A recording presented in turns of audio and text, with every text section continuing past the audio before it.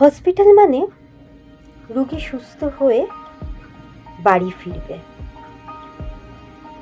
সত্যি ফিরবে তো, নাকি শ্মশানের চিতায় জ্বলবে দেহ? আশায় বাঁচবে যাদের দিনের শেষে রোজগার 100 টাকা। রোগ হলে আছে তো বিনামূল্যে সরকারি চিকিৎসা।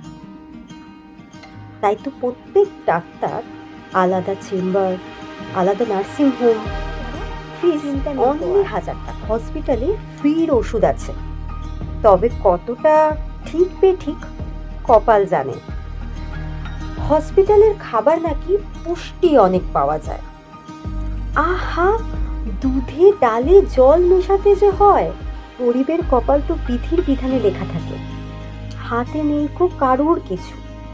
কপালে যা লেখা আছে তাই হবে।